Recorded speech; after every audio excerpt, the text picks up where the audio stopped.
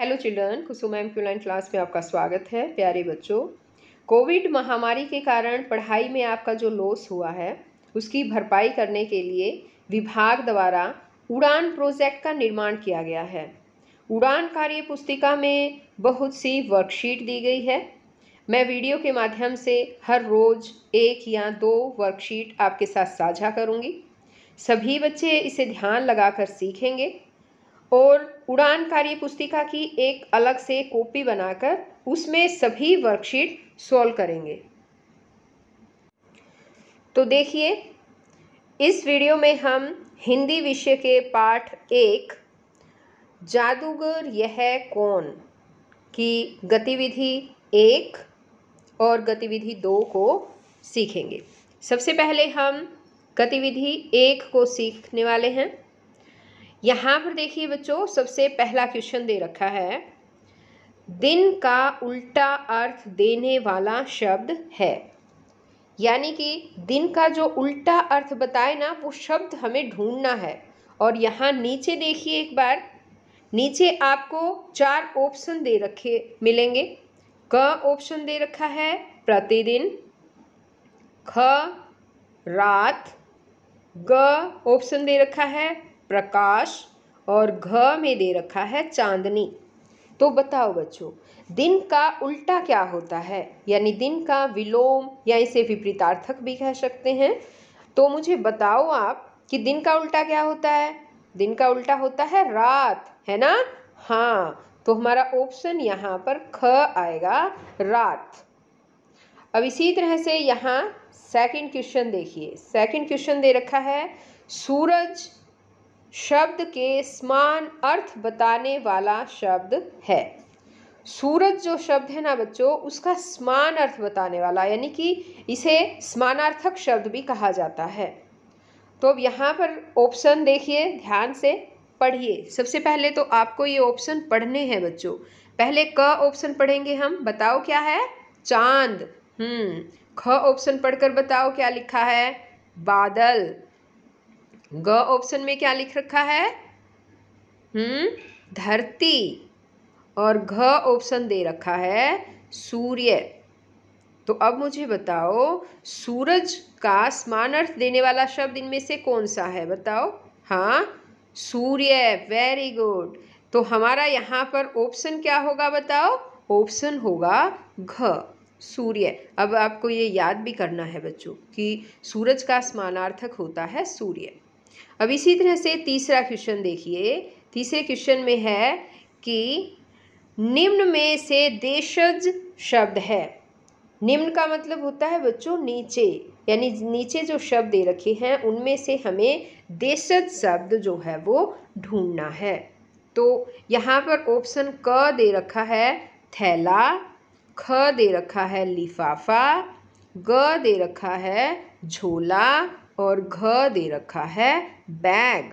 अब आपको इनमें से देशज शब्द बताना है। देशज क्या होता है, देशज का मतलब है देसी शब्द, जो हमारे अपने देश के शब्द हैं वो देसी। तो बताओ बच्चों, पता है आपको। झोला, वेरी गुड। देशज शब्द, पहले तो ये सीखो कि देशज शब्द होते कौन से हैं। देशज शब्द ऐसे शब्द होते हैं जो देश में ही उपजा हो या बना हो, यानी कि जो ना तो विदेशी हो ना किसी दूसरी भाषा के शब्द से बना हो। ये हमारी अक्षेत्रीय भाषा का कह सकते हैं हम, ठीक है। तो इसमें जो है देशज शब्द होगा झोला, यानी ऑप्शन हमारा इसमें आएगा ग। अब इसी तरह से यहाँ नेक्स्ट क्वेश्चन देखिए। फोर्थ क्वेश्चन दे रखा है इसमें कि निम्न के लिए वाक्यांश के लिए एक शब्द लिखें। यहाँ नीचे जो है हमें कुछ वाक्यांश दे रखे हैं और इनके लिए हमें एक शब्द लिखना है। तो सबसे पहले हम वाक्यांश को पढ़ेंगे। पहला वाक्यांश देखिए, यहाँ क्या दे रखा है, जहाँ पुस्तकें रखी जाती है। जहाँ पुस्तकें रखी जाती है उसे बताओ बच्चों क्या कहते हैं। यहाँ ऑप्शन भी दे रखे हैं आपको, 2 ऑप्शन है इसमें, एक है पुस्तकालय और एक है विद्यालय। तो बताओ बच्चों, जहाँ पुस्तकें रखी जाती है उसे क्या कहते हैं? उसे पुस्तकालय कहते हैं। ठीक है, तो ये जो यहाँ पुस्तकालय दे रखा है ना, ये यहाँ इस खाली जगह में यहाँ पर आपको लिखना है। ये सब आपको अपनी कॉपी में लिखने हैं।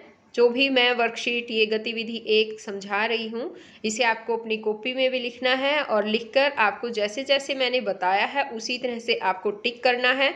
और यहाँ पर इस फोर्थ क्वेश्चन में जो ये शब्द की जगह दे रखी है, आपको यहाँ पर ये पुस्तकालय लिखना है बच्चों। ठीक है, अब इसी तरह से एक और बात बता देती हूँ। पुस्तकालय जो है इंग्लिश में उसे लाइब्रेरी कहा जाता है, जहाँ पर पुस्तकें रखी जाती है। ठीक है, अब ख ऑप्शन देखिए यहाँ पर, सॉरी ख, एक सेकंड, यहाँ पर हमारा ये अगला वाक्यांश है, साथ पढ़ने वाला कहलाता है। जो साथ पढ़ता है ना वो क्या कहलाता है? यहाँ पर देखिए दे रखिए 2 ऑप्शन, एक है सहपाठी और एक है सहकर्मी। तो बताओ साथ पढ़ने वाले को क्या कहेंगे? पता है? हाँ, सहपाठी। Very good. तो यहाँ पर जो ये जगह दे रखी है ना बच्चों, यहाँ पर आपको सहपाठी लिखना है। सहपाठी का मतलब, सह का मतलब होता है साथ और पाठी का मतलब होता है पढ़ने वाला। तो आपको यहाँ पर सहपाठी लिख देना है इसमें। अब आगे देखिए इसी तरह से गतिविधि 2, इसमें यहाँ दे रखा है, कविता को पढ़कर उसे पूरा करते हुए छात्र छात्राएं अपनी प्रतिक्रिया दें। यहाँ देखो एक कविता दे रखी है और कविता से पहले यहाँ क्या लिख रखा है, ये शब्द पढ़ो एक बार। क्या लिख रखे हैं यहाँ पर? हाँ, कौन से शब्द हैं? प्यारी दादी। और ये पिक देखो ध्यान से, किसकी पिक है बताओ? ये तो दादी जी की पिक है। और इस प्यारी सी दादी के ऊपर एक कविता भी दे रखी है। आपको ये कविता ध्यान लगाकर पढ़नी है बच्चों। तो पढ़ें क्या? चलो एक बार पढ़ो मेरे साथ। दादा दादी यूं बोली, आओ खेले आँख मिचोली, कभी बनाए लंबी रेल, कभी खेलें गुड़ियों का खेल, कभी करें बगिया की सैर। तो ये कविता जो है बच्चों आपको याद भी करनी है।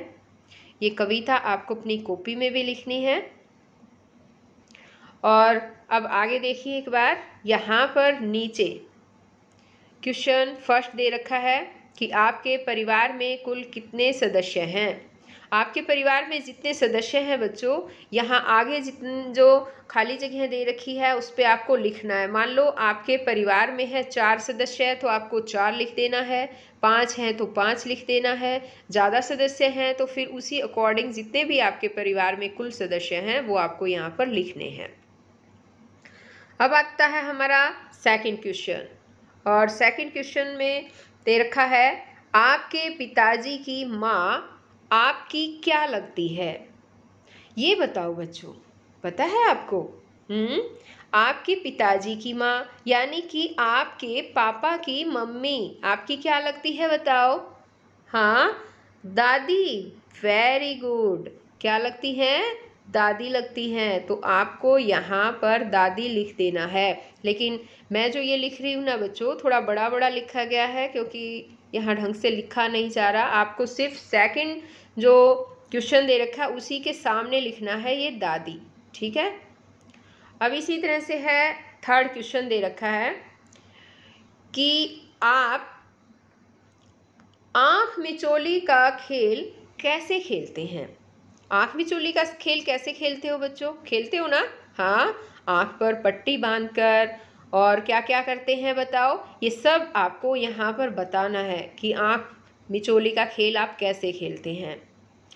अब आगे नेक्स्ट क्वेश्चन दे रखा है कि आप अपनी दादी जी के साथ कैसे समय व्यतीत करते हैं। अब ये बात भी आपको खुद बतानी है बच्चों कि आप अपनी दादी जी के साथ समय व्यतीत करते हैं, कैसे करते हैं। तो एक और बात बता दूं बच्चों, अपने दादा दादी के साथ समय ज़रूर व्यतीत करना चाहिए हमें, है ना?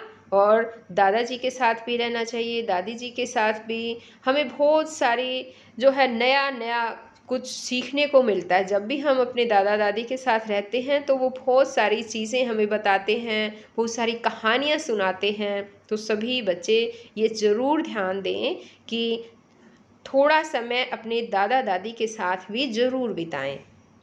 अब आप जिस तरह से भी अपनी दादी जी के साथ समय व्यतीत करते हैं ना, वो आपको बताना है और शॉर्ट में यहाँ जो ये जगह दे रखी है यहाँ पर लिखना भी है। तो बच्चों, आज ये 2 गतिविधि ही हम इस वीडियो में करेंगे। आगे नेक्स्ट वीडियो में मैं आपको इससे आगे वाली गतिविधियाँ सिखाऊंगी। तो हम फिर मिलते हैं नई वीडियो में। तब तक के लिए बाय बच्चों।